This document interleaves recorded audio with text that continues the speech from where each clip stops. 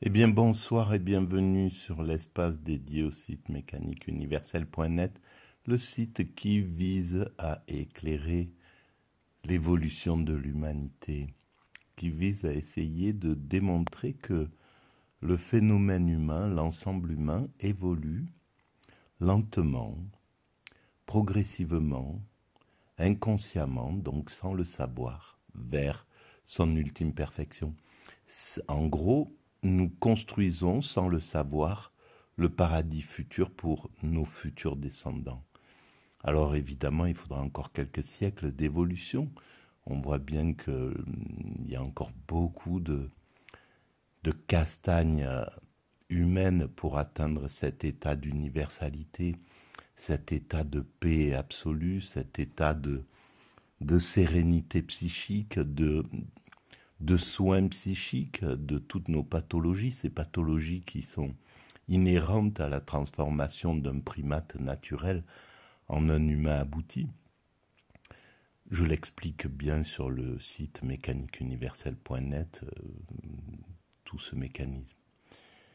Et voilà, alors, tout à l'heure, j'ai un espace où en fait c'est dans mes toilettes, où j'ai mis tout un tas une sorte de bibliothèque en fond. Et j'ai décidé de prendre un livre. C'est ce que je faisais à la bibliothèque quand j'allais à la bibliothèque. Je tirais un livre qui m'intriguait pour sa couleur, voilà, pour quelque chose qui m'attirait. Je l'ouvrais et puis je commençais à écrire à partir d'une page que je venais d'ouvrir comme ça au hasard. Et là, j'ai fait la même chose et je me suis dit que peut-être c'est ce que je vais faire. Je vais commencer un petit peu à jouer avec ça. Ça serait pas mal. On se balade un peu dans la bibliothèque, je prends un livre, je lis quelques lignes et je digresse à partir de ces lignes ouvertes, de ces lignes découvertes, parce qu'il y a quelque chose de magique dans cette... Il y a quelque chose de... alors, déjà, sur la théorie de la mécanique universelle, j'essaie de démontrer qu'il n'y a pas de hasard, que tout est déjà écrit, que tout ce que nous réalisons, nous ne pouvons pas faire autrement que de le réaliser. Tout ce qui se passe, on devait exactement le faire. Alors je le démontre d'une manière un peu naïve, par exemple, en me disant que demain, en France, il va y avoir une centaine je ne sais pas, peut-être 1000, je ne sais pas combien il y a chaque jour d'accidents possibles. Alors il y a une fourchette, peut-être chaque jour il y a 150, 300 ou 1500, ou j'en sais rien, accidents de voitures, entre deux voitures qui se télescopent, et c'est un peu de la tôle qui s'abîme, par exemple, des accidents pas graves. Il y a certainement des accidents graves aussi, mais prenons le cas des accidents pas graves qui vont se dérouler demain dans la journée. Eh bien, sans le savoir, les deux intervenants d'un de ces accidents, par exemple, on en prend un, n'importe lequel, eh bien, ils sont en train d'aller vers cet accident-là. Ils ne peuvent pas faire autrement. Quoi qu'il arrive, c'est déjà programmé en réalité ce qui va se faire demain. Demain, il y a une guerre, par exemple, entre les Russes et les Ukrainiens dans le Donbass. Demain, il y aura des morts, il y aura des blessés. Eh bien, c'est déjà programmé. Ce qui se passera ne peut pas ne pas se passer. Il faudrait un miracle pour que demain la guerre ait cessé et qu'il n'y ait aucun mort, par exemple. Donc, ceux qui doivent mourir demain sont déjà sur la route de la mort. C'est tragique quand on le voit grossi comme ça. Demain, il y aura sans doute en France des dizaines de milliers de personnes qui vont s'embrasser pour la première fois.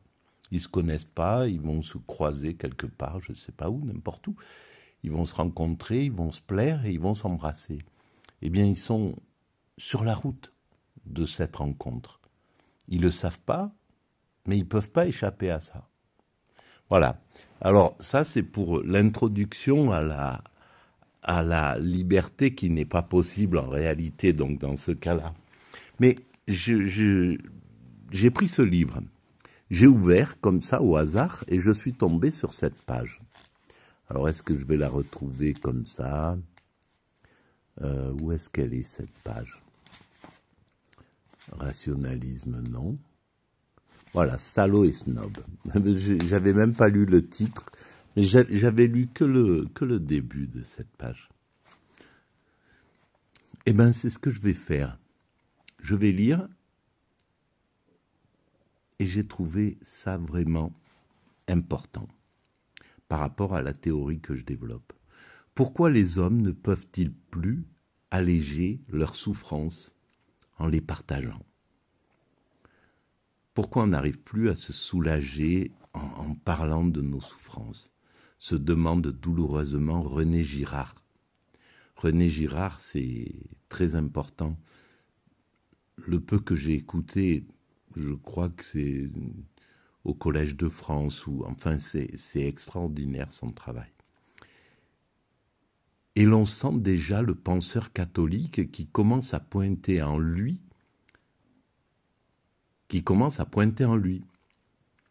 parce que l'homme est devenu son propre Dieu, mais un Dieu qui, paradoxalement, se retrouve en enfer.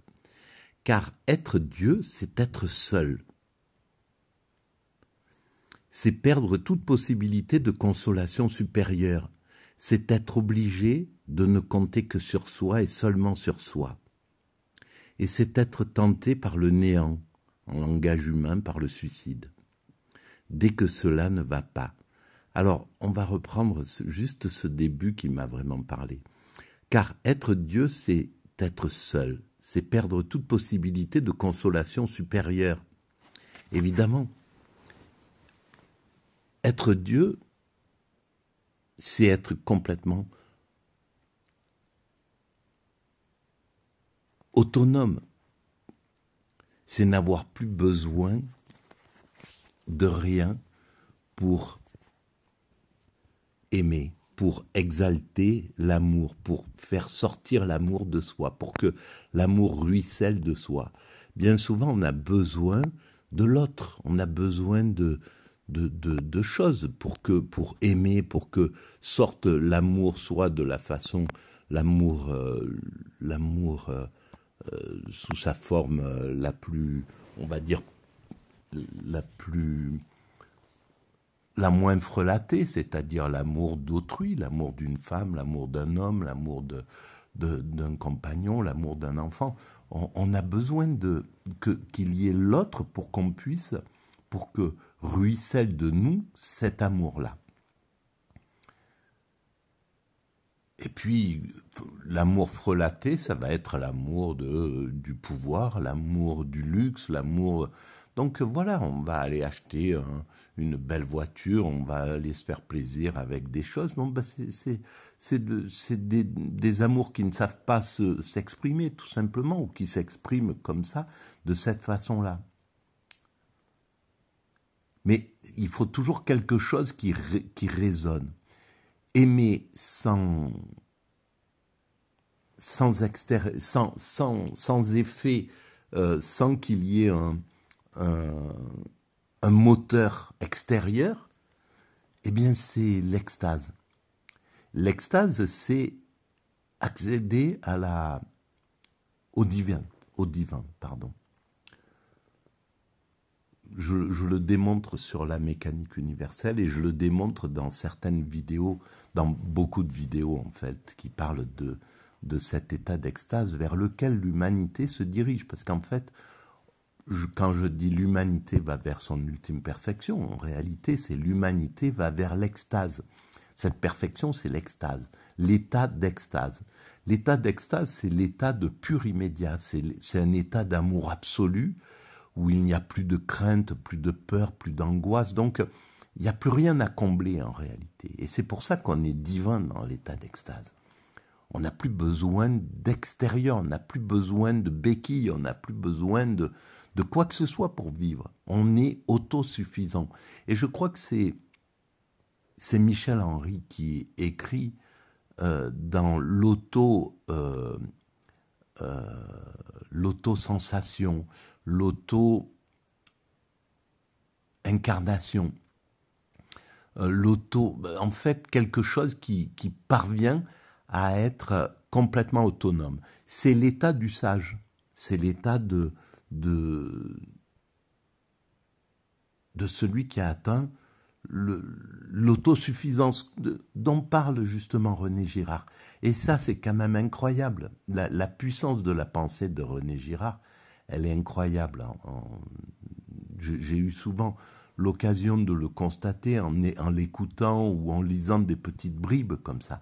Mais là, cette phrase, ce petit bout qui m'est tombé dessus quand voilà, j'ai sorti ce livre, je l'ai ouvert comme ça au hasard et je suis tombé sur cette page et j'ai lu ces 4 lignes et j'ai dit mais bien sûr que ça parle à fond, il faut que je parle de ça. Parce qu'en fait, ça éclaire complètement ma théorie, mais comme d'habitude, à chaque fois que je tombe sur un livre, une audio, une vidéo, une émission de France Culture ou quoi que ce soit, ça fait résonner en moi tout de suite de la créativité en lien avec la mécanique universelle.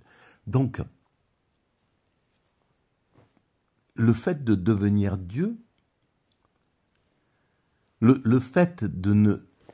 Cette phrase, pourquoi elle est incroyable, c'est que pourquoi les hommes ne peuvent plus alléger leurs souffrances en les partageant? Tout simplement parce que, en étant Dieu avant terme, en somme, maintenant où où notre désir d'être Dieu s'est lié au désir de domination, à l'orgueil, au narcissisme, à toutes ces valeurs qui sont là, eh bien, c'est l'enfer. C'est pas le, c'est trop tôt. Parce que l'humanité est encore chargée de trop de pulsions. C'est valable que pour le sage de vouloir atteindre, pas de vouloir, mais d'atteindre Dieu et de pouvoir s'auto-aimer, de n'avoir besoin de rien d'autre. Tant qu'on n'a pas atteint cet état de perfection, eh bien, le fait de vouloir être Dieu pose, et c'est exactement ce qui se passe, quand, voilà, par exemple, le fait de décider de la mort de bombarder des êtres humains n'importe où, là il y a des guerres un peu partout, le fait de décider des bombardements, c'est vouloir être Dieu, tout simplement. Ça veut dire, et ça c'est valable pour notre chef de l'État comme pour les chefs de l'État qui bombardent n'importe lesquels actuellement sur la planète. C'est un désir d'être Dieu, puisque on établit la possibilité de vie et de mort sur n'importe quel être humain. C'est un désir d'être Dieu. Mais c'est l'enfer, en réalité. Même si ces pseudo-divins n'en souffrent pas comme on pourrait l'imaginer, tout simplement parce qu'ils n'atteignent pas leur remords, et leur narcissisme les protège de réfléchir à leurs actes, tout simplement. Ils sont sur un autre... voilà, ils sont protégés par leur narcissisme, par la mauvaise foi, par de ce dont parle Jean-Paul Sartre. Mais en réalité, il n'y a aucun épanouissement là. Il y a que ils tiennent par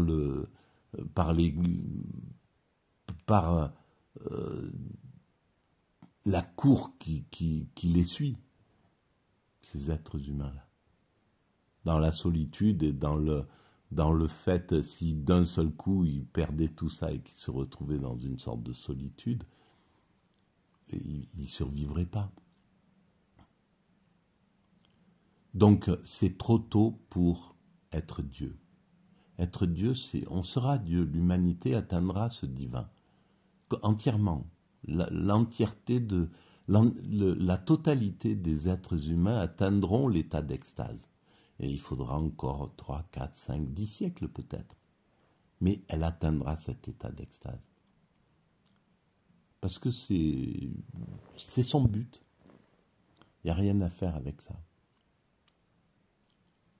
En dehors de ça. Tout ce que nous faisons conduit à ça. Voilà. Bon, c'est un peu touffu parce que j'ai pris quelques médicaments pour la grippe là, donc ça m'a bien mis d'aplomb, mais c'est un peu compliqué pour moi d'être bien concentré. En tout cas, voilà. J'espère que c'est mal exprimé, mais pour ceux qui suivent la mécanique universelle, pour ceux qui suivent ces vidéos, je pense que certains ont compris ce que je veux dire à travers cette vidéo-là. En tout cas, elle est là et elle servira, voilà, plus tard sans doute, peut-être. Elle aura son utilité un jour ou l'autre. Voilà. Voilà ce que je voulais dire dans cette vidéo. Merci de votre écoute, à très bientôt.